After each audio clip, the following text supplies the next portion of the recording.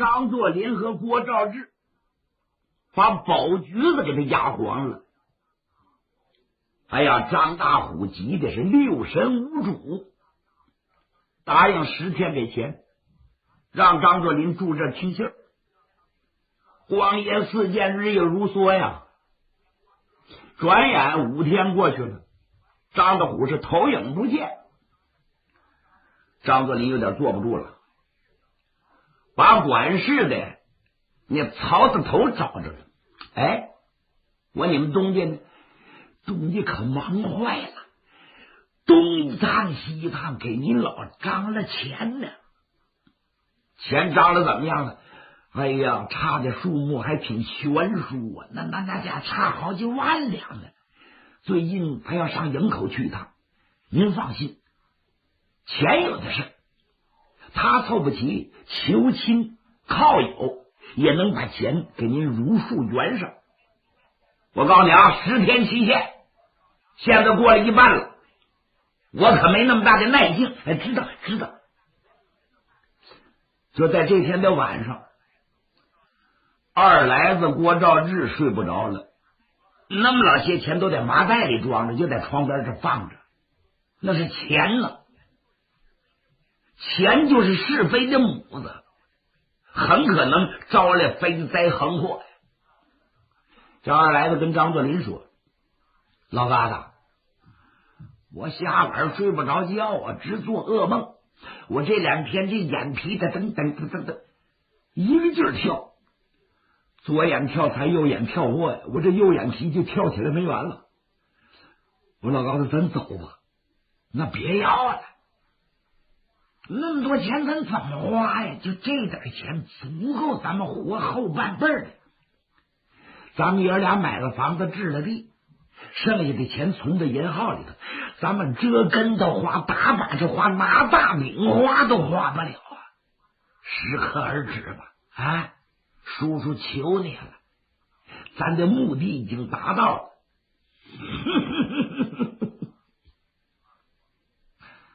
二叔啊，我看您这个人属克马的，上不了这事，要不我怎么把你给嫁来了呢？你认为张德虎就这么便宜把他放了吗？不能，这小子作恶多端，我不把他收拾个6门到底，不让他倾家荡产，我绝不让步，不能走。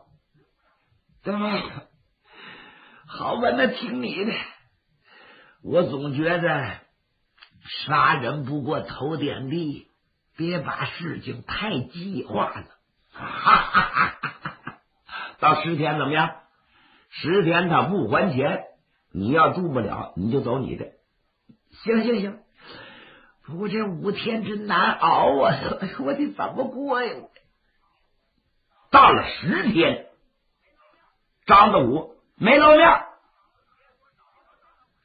别说找不着张大虎，连那个管事的曹子脑袋也没影了，做保的董大头也不见面了，就是保局一个看门的小伙计，你问他还问不出来什么呀。张作霖也化火了，这天他憋着枪离开保局，就找到艳阳别墅。知道这是张大虎家外的一个家，他们小老婆香水精就住在这儿。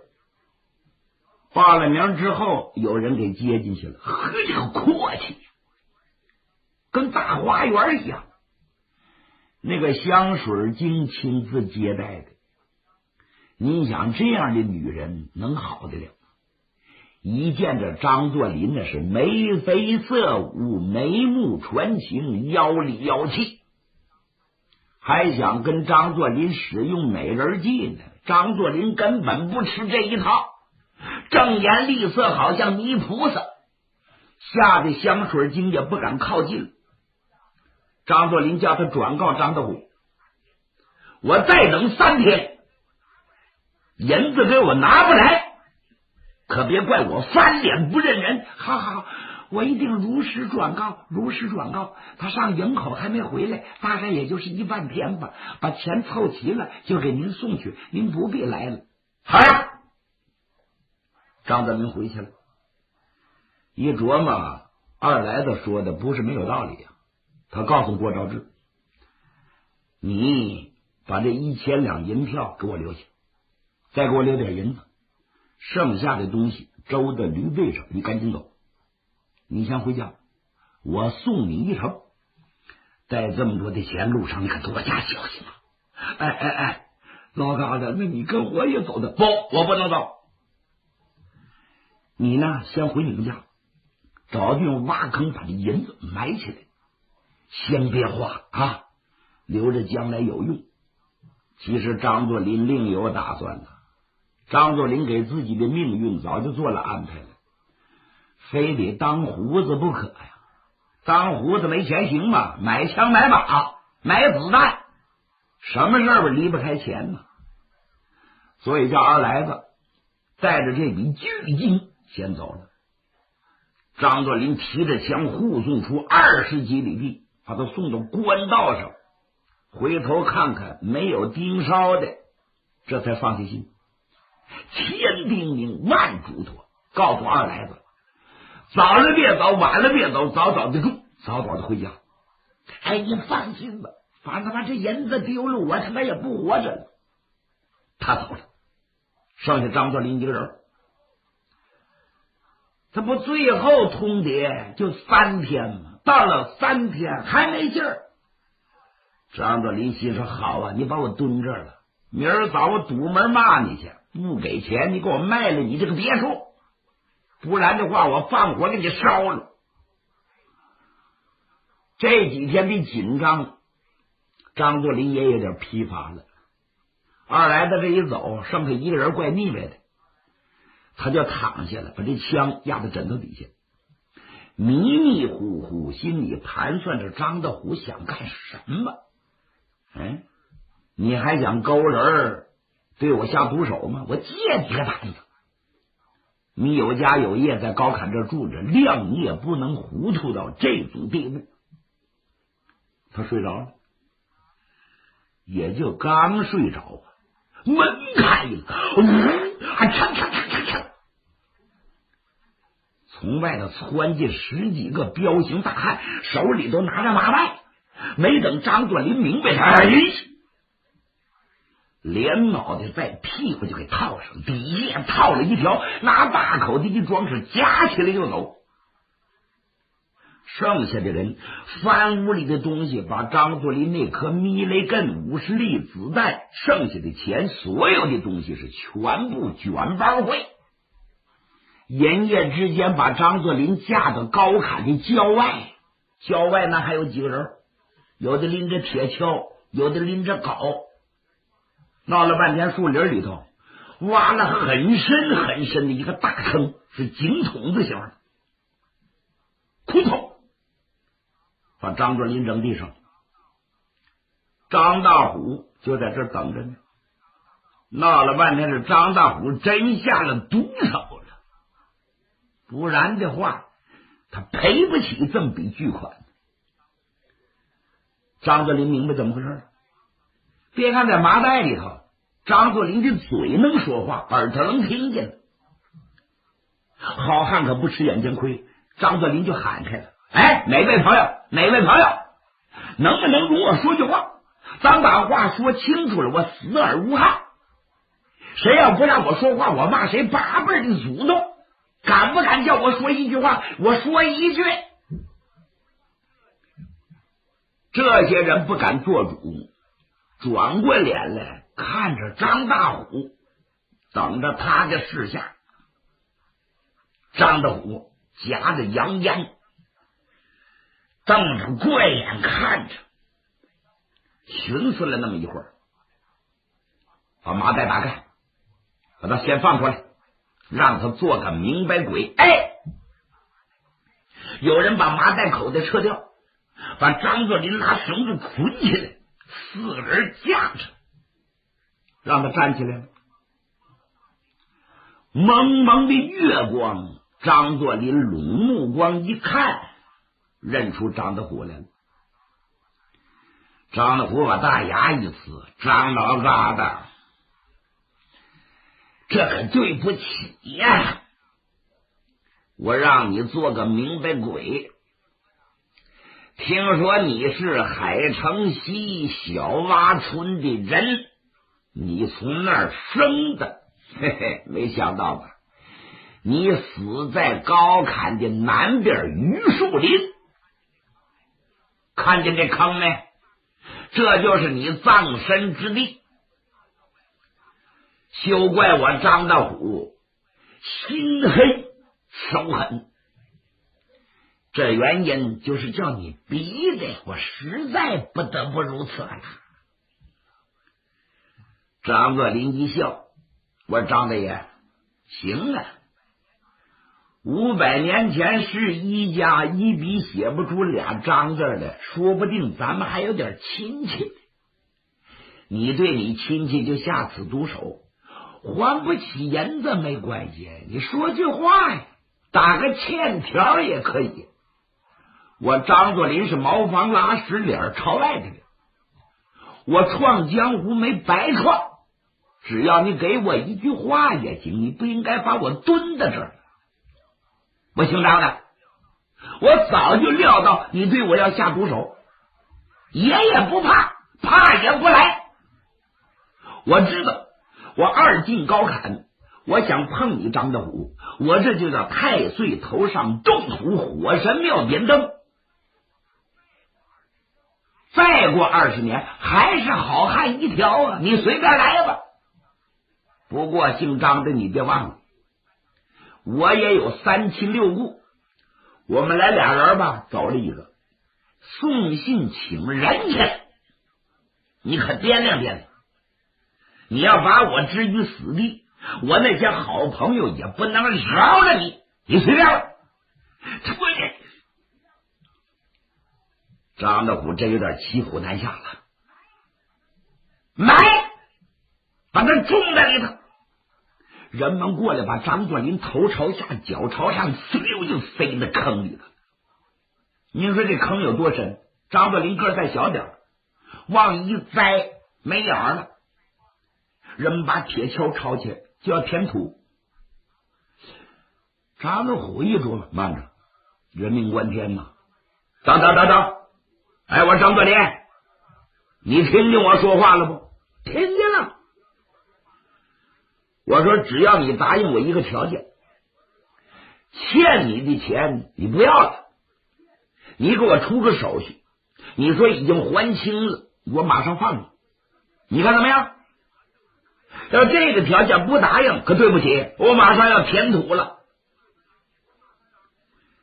那张作霖呢，一双虎眼机警过人了，那可不是3斧子劈不开的柳木轴，死脑刮骨，不是那个人。好汉不吃眼前亏呀，既然张德虎主动让步，我何乐而不为呢？张作霖就喊：可以，有你这句话，什么我都答应。拽上来。张德虎把张作霖拽上来了。我说老八子，你说的话可算数？当然算数。吐沫是个钉。好，把绳给他解开，马上让他写。张作霖那歪歪扭扭的那字写的不怎么地，还净白字。有人给他提醒，在一块白布上写上的，意思是说张大虎欠张作霖的钱如数已经还清，分文不欠，账已了结，以此为凭。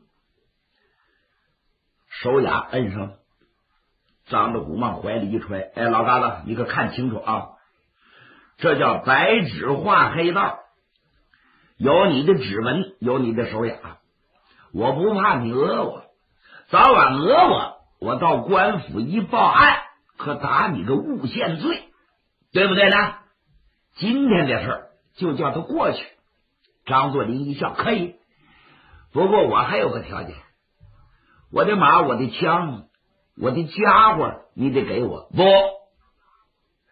张作霖，咱水贼过河甭用狗刨，我不是官府，我不追问你那枪从哪儿来的，我也不问你那子弹从哪儿来的。我张斗虎要是个歹人，我现在把你扭送到官府，就凭这一条，把你问成土匪，你还出得了监狱吗？我不能干那缺德损的事儿，给自己得留条后路。但是这玩意儿不能给你，这阵你正在气头上，谁知你能干出什么事儿来？我还留在我身边做保险呢。别的话别说，马也不能给，走吧，算你捡个便宜。好嘞！张作霖二话没说，把衣服收拾收拾，出了榆树林走了。张大虎一琢磨，你还能怎么的？妈，这就是给你个下马威，叫你知道我张大虎非是等闲之辈。你在高坎，你想报复我，门儿都没有，你个小样吧你！张大虎可真想错了。张作霖等离开高坎，找个没人的地方，往那一蹲，双手抱着脑袋一琢磨，没脸回去了。我见着郭兆志，我说什么呢？我这跟他栽的。好，张大虎，看那意思，你低估了我了。我张作霖绝不是省油灯，我不回家。不回家他上哪儿去？过了营口奔太平山了。太平山找谁去了？找本地的大横马金寿山金三爷。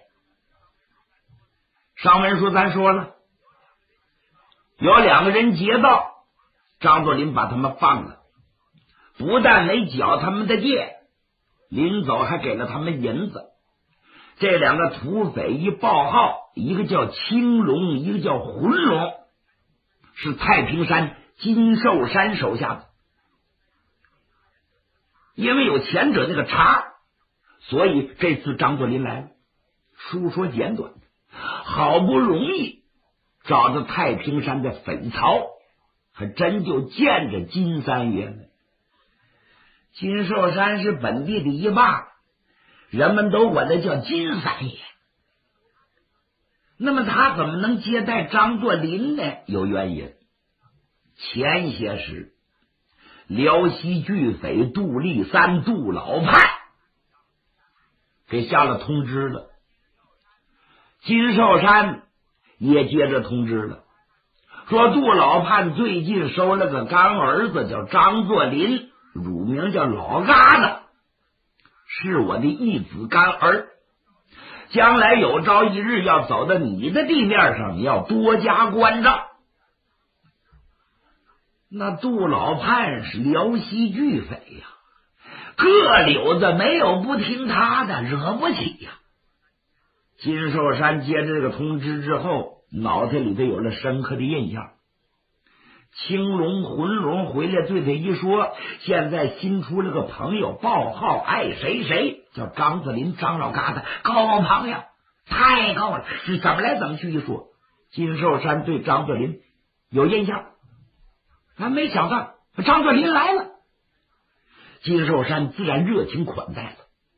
后来就问兄弟，找哥哥有要求吧？说吧，什么事儿？